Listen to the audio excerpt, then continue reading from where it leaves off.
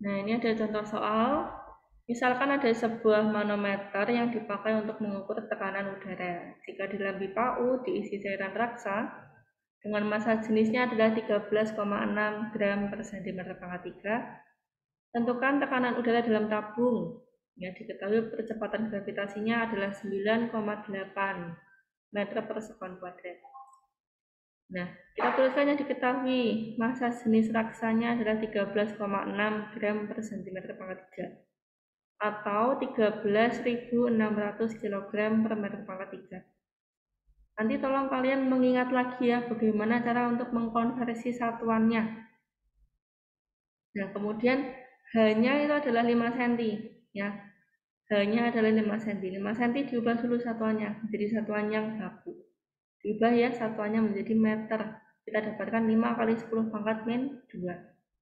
PATM atau P0-nya adalah 1,01 kali 10 pangkat 5 Pascal. Ya, ini saya koreksi ya untuk gambarnya ya.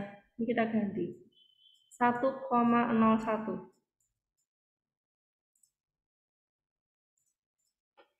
Nah, ditanya P gas.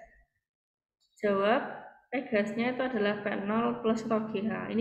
Ini adalah manometer yang terbuka ya. Kita lihat ujungnya sudah kelihatan. Kemudian kita masukkan saja nilainya. 1,01 dikali 10 pangkat 5 ditambah massa jenisnya adalah 13.600 dikali 9,8 dikali 5 kali 10 pangkat min 2. Nilainya adalah 107 kilopascal ya. Nah, sekarang kita masuk ke hukum Pascal. Pernahkah kalian saat di cucian mobil ini mengamati mobil yang terangkat dengan bantuan alat? Nah, ternyata ini ada kaitannya dengan fluidostatis. Nah, atau kalau tidak, kalian pernah nih pasti waktu kecil bermain seperti ini ya. Jadi mengisi air dalam sebuah plastik, kemudian plastiknya itu dibolongi kecil-kecil. Nah, ketika airnya itu memenuhi plastik, kemudian kalian beri tekanan, maka airnya ini akan memancar dari setiap lubang yang sudah kamu buat dengan sama kuat. Nah, hukum Pascal ini dikemukakan oleh Blaise Pascal. Bunyinya yaitu tekanan yang diberikan pada zat cair dalam ruang tertutup diteruskan sama besar ke segala arah. Nah, ini ada contoh, ada apa ya? Pipa U ibaratkan gitu ya. Pipa U salah satu sisinya itu penampangnya kecil, yang salah satu sisi lain dia penampangnya besar. Nah, kemudian kalau misalkan ini penampak yang kecil diberi gaya, yang diberi gaya F1, dia di dalam cairan ini juga memiliki gaya yang sama, gaya-gaya F1, F1 gitu ya. Sehingga nanti dia juga bisa menaikkan menaikkan benda yang nantinya akan diposisikan di sebelah sini. Nah, ini adalah dasar dari gambar yang kamu lihat tadi. Nah, dasar untuk pengangkatan mobil seperti ini. Nah, tekanan pada kedua penampang ini akan sama ya, P1 sama dengan P2. Tekanannya itu sama. Nah, kita ingat P itu adalah F dibagi A. Karena ini P1, maka F1 dibagi A1. P2, maka F2 dibagi A2. Nah, untuk penerapan hukum Pascal dalam kehidupan sehari-hari, ini contohnya adalah rem hidrolik. Ya, kalau kalian mengendarai mobil, kemudian kalian injak remnya, nih ya, ini kaki kalian ini, menginjak remnya. Nah, tekanan yang diberikan oleh kakimu ini juga bisa menghentikan laju kendaraan. Kemudian ini juga dongkrak hidrolik. Nah, kalian kan pasti kalau misalkan mengangkat mengangkat kendaraan tidak bisa ya, apalagi kalau mobil gitu. Nah, dongkrak hidrolik ini bisa digunakan untuk mengangkat mobil. Jadi kalian hanya perlu menggunakan sedikit tekanan ya, sedikit tekanan pada tuasnya, kemudian mobilmu akan terangkat. Nah, ini adalah prinsip untuk dongkrak hidrolik. Kemudian ada lagi, ini adalah penerapan pada gempa hidrolik. Nah, ini ada contoh soal hukum Pascal. Ini di SMP sudah pernah dibahas. Misalkan ada sebuah mobil, beratnya adalah 9.000 Newton, diangkat dengan mesin hidrolik.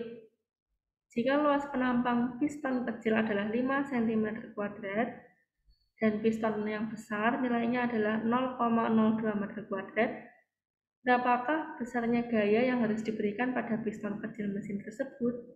Jadi kata-katanya, berapakah besar gaya yang kamu berikan untuk mengangkat mobilnya, gitu ya, menggunakan alat mesin hidrolik. Nah, kita tuliskan yang diketahui. F1-nya adalah 9.000 Newton. Ya, berarti ini beratnya mobil. Nah, luas penampang yang besar ini adalah luas penampang yang digunakan untuk mengangkat mobil, ya, yaitu 0,02 m². Kemudian 5 cm-nya ini, 5 cm²-nya ini adalah luas penampang piston kecil, ya. Jadi ini adalah luasan penampang yang akan kamu berikan gaya. Nah, jangan lupa ini senti sini meter. Ini sentinya kita ubah dulu menjadi meter kuadrat. Jadi nilainya adalah 5 kali 10 pangkat min 4. Nah, ditanya F2. Kita tinggal gunakan saja persamaan hukum Pascalnya, yaitu F1 dibagi A1 sama dengan F2 dibagi A2. Kita masukkan angka-angkanya, 9.000 dibagi 0,02 sama dengan F2 dibagi 5 kali 10 pangkat min 4. Dihitung nanti akan ketemu hasilnya 225 Newton. Nah, sekarang kita masuk ke hukum Archimedes. Nah, perhatikan ketiga gambar di atas. Dan apa perbedaan dari ketiga gambar tersebut? Di gambar yang pertama, ini kalian bisa lihat ada 5 orang. Dia sedang menaiki perahu, ya. Dia sedang mengapung dengan perahunya di atas perairan. Nah, di gambar yang kedua, ini adalah ilustrasi batu yang tenggelam. Ya, batu yang tenggelam dalam sebuah cairan pada tabung. Kemudian di sini ada seorang penyelam yang melayang-layang di dalam air. Ya, ini peristiwa mengapung, ini peristiwa tenggelam, ini peristiwa melayang. Nah, ini kaitannya ada dengan hukum Archimedes. Jadi hukum Archimedes ini berbunyi bahwa gaya apung yang bekerja pada suatu benda yang dicelupkan sebagian atau seluruhnya ke dalam suatu fluida, ini sama dengan berat fluida yang dipindahkan oleh benda tersebut. Contoh, ini misalnya kita punya sebuah gelas gitu ya. Gelas diberi air. Kemudian misalnya kita juga punya alat ya, alat untuk mengukur gaya dari sebuah batu. Ternyata gayanya adalah 8 Newton. Atau kita sebut beratnya batu adalah 8 Newton. Kita ingat ya, kalau berat itu termasuk jenis gaya. Nah, ketika ini saya celupkan dalam sebuah wadah berisi air ini, ternyata diukur bahwa gayanya menjadi 6 Newton. Berbeda ya, kalau di udara dia beratnya 8 Newton, tetapi di dalam air dia beratnya adalah 6 Newton. Nah, ini hampir mirip prinsipnya ya dengan, nah, saya buka semua dulu. Ini prinsipnya hampir mirip dengan sebuah wadah. Kemudian wadah ini ada apa ya?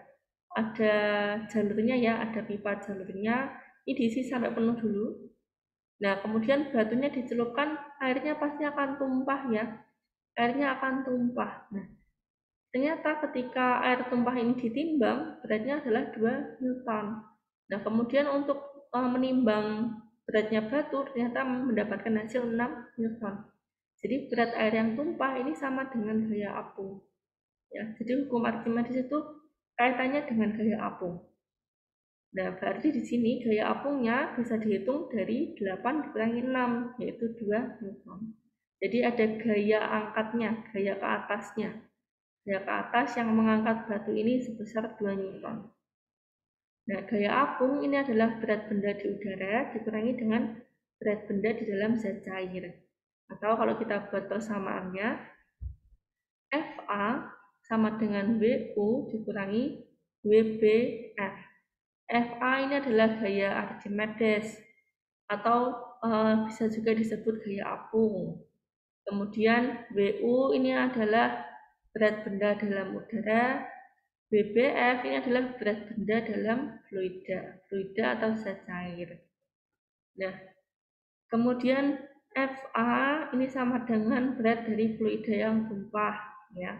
Maka FA itu sama dengan M dikali G. Kita ingat waktu kita belajar gaya, berat itu sama dengan massa dikali gravitasi. Kemudian kalau kalian ingat ya hubungannya massa jenis, massa dan volume, rho itu sama dengan M per V. Maka M-nya adalah rho dikali V. Ya, maka di sini M-nya diganti dengan rho F dikali dengan VBF. VBF ini adalah volume benda yang tercelup pada fluida. Rho F ini adalah massa jenis fluidanya. Nah, konsekuensi gaya Archimedes ini ada 3 kemungkinan ya. Jadi konsekuensinya gaya Archimedes itu menimbulkan adanya 3 kemungkinan peristiwa. Yang peristiwa terkait posisi benda di dalam fluida. Yaitu ada peristiwa terapung, kemudian melayang, dan tenggelam. Terapung ini terjadi ketika gaya angkatnya itu lebih besar dari berat bendanya. Jadi gaya angkatnya itu lebih kuat. Nah, kemudian massa jenis bendanya itu kurang dari massa jenis fluidanya. Nah, kemudian bisa juga massa jenis bendanya itu kurang dari VBF ya, volume benda pada fluida dibagi dengan volume benda secara total dikali dengan massa jenis fluida. Nah, melayang itu terjadi ketika gaya angkatnya sama dengan berat benda atau rho B-nya itu sama dengan rho F. Kalau tenggelam itu terjadi ketika gaya angkatnya itu lebih kecil daripada berat bendanya atau rho B-nya lebih besar dari rho F-nya. Nah, ini ada contoh soal sebuah benda dicelupkan ke dalam minyak dengan massa jenis rho M-nya adalah 0,8 gram per cm pangkat 3. Ternyata 25% dari volume benda terapung di atas permukaan minyak. Berapakah massa jenis benda tersebut? Kita tuliskan yang diketahui ya. Massa jenis minyaknya 0,8 gram per cm pangkat 3. Nah, di sini volume benda ini dinotasikan atau dituliskan dalam bentuk persen. Nah, maka kalau volume benda yang utuh ya, volume benda utuhnya atau VB itu pasti 100%. Nah, ternyata ini volume benda yang terapung itu berarti yang di atasnya fluida ya, yang terapung itu 25%. Maka yang di dalam fluida bisa dicari, yaitu dari 100% dikurangi 25%, yaitu 75%. Ditanya massa jenis bendanya berapa? Nah, kita ingat lagi. Ini gaya Archimedes sama dengan berat benda ya. Gaya Archimedes atau gaya angkat itu rho F dikali G dikali VBF. VB itu sama dengan rho B dikali G dikali VB. Nah, G dan G ini habis ya karena dia tetapan gravitasinya. Maka tinggal dimasukkan saja. Rho F-nya 0,8, VBF-nya itu 75% dari VB. Ya. Misalkan kita tidak tahu ya volume bendanya itu berapa, maka di sini 75% dari VB.